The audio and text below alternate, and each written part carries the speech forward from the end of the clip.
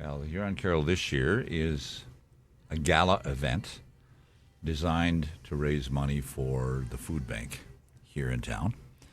And it's a dinner, and it's a dinner show.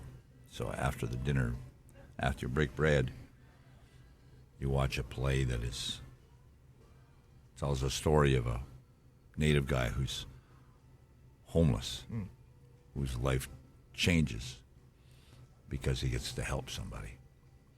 And his whole world changes, and it's a story of Christmas and giving, and very spiritual. You know, you've been on many TV shows north of 60. This really opened the door for you to be able to do what you love doing, and that's helping people. It became a vehicle that created a platform. Mm-hmm. When I was, and here's part of my story that previous, not so encouraged to tell everybody this story, but someplace along the way you got to pass information on. But when it was 28 years ago, what's the date today, Jeremy? Today's December 7th. Okay. It'll be 28 years, the 17th of December. I was living in a hole in the ground, and I was addicted to drugs.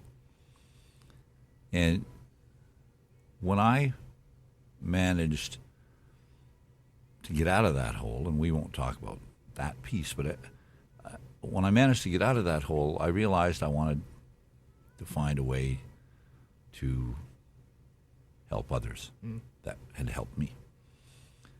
But I couldn't do that without having some credibility. Now, remember I said I was addicted to drugs. So, okay, here's a 6'5" Indian guy with a braid that's addicted to drugs and wants some credibility.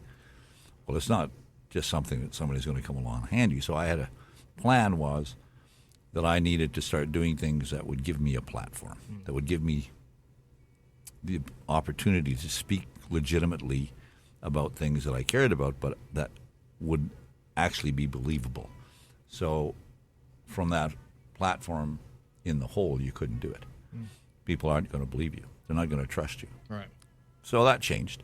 So I became a guy who wanted to sing for others. I wanted to act for others. So all the things that you talk about just now, the North of 60 experience and all those other wonderful accolades and the blessings that I've had, the opportunities that I've had to be a performer, all of that was a means to an end. A lot of people say from time to time that, isn't it nice that you're giving back? No, you got it wrong. It was a means to an end. It allowed me to achieve this spot, which was my goal. So this is the end game, right? And all of the other stuff was in pursuit of this. The first Huron Carol was 28 years ago on December the 17th. Wow. You got the Huron Carol going on. You got a new CD out, Ballads Not Bullets. We've touched base on that in the past. Of course, we're playing, I'm not saying, I'm just saying, great song. Blue Water is your latest single. Tell us the idea quickly behind the story on this album. The album was inspired by a guy by the name of Dean Cameron, who at the time was the president CEO of Capitol EMI Records. And he actually called me on Christmas Eve while we were preparing for one of these wonderful events. I was in a hotel in Winnipeg and literally preparing for a Christmas Eve dinner. And he called me from Toronto, and he said that he and his marketing staff were sitting around and they were talking about what they were going to do the following year, and thought that they were going to get their heads around wellness. They wanted to create something that was framed by wellness and perhaps spoken word. And I said to him, Dean, have you not heard of rap? There's rappers out there. Right. And he, with a wink and a chuckle, he said, no, we are serious about this and want to know if you would like to be the voice. Wow. And I said, I would be flattered, but maybe you misunderstood me. I said 60, not 16. So, and we continue to have that wonderful relationship. But I procrastinated a lot, so it was 5 years bringing it around, and now EMI Capital is owned by Universal, so now it's Universal. And Jeremy Remedios, who is now the new president of Universal, and what a wonderful man he is. I mean, I've met a lot of people in a lot of palaces, but none with the kind of conscience and heart that Jeremy has. Anyway, so here it is 5 years later, and the project is now complete. It speaks in all cases to something that is close to your heart. And sometimes we don't talk about things that are close to our heart unless somebody talks to us about it. Right? So every one of the songs on this album speaks to the heart. And for me, I am very critical of production values and lyrics in particular. And I thought to myself, boy, if you're going to open up, you better tell it from a platform of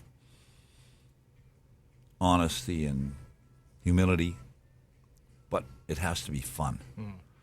It has to be entertaining. It can't just be the message. It can't just be the song. It has to be the singer. It's not just about what it's about, but it's who's saying it and how are you saying it. And hopefully others will see that. I mean, I had a response the other day. Somebody said, well, this is not really ballads. Well, no, it's not. It's not. There are very few ballads on the project. But the Ballads Not Bullets title, there's no song called Ballads Not Bullets. But when I was a young man, and maybe you'll hear this story from time to time now too, but when I was a young man, my brother Bernie and I were sitting at a cafe having a coffee outdoor. This would be 1971, 70, somewhere in there, before you were born. We were sitting there having a coffee. And it was militant times. There was a lot going on. There was radical times. I said to Bernie, no, he actually said it to me. He said, do you think you'd kill for being Indian? Right? Do you think you'd die for being Indian? Because we were city boys, right? I mean, I grew up in the city. I was born on a reserve, but I grew up in the city. And I said, I don't know. What about you? And he said, I don't know. And we were asking this question because there was a social movement. It was, I guess I could say it was post-civil rights, right? The civil rights movement in the U.S. had taken a spot called the Black Panther movement, if you call it.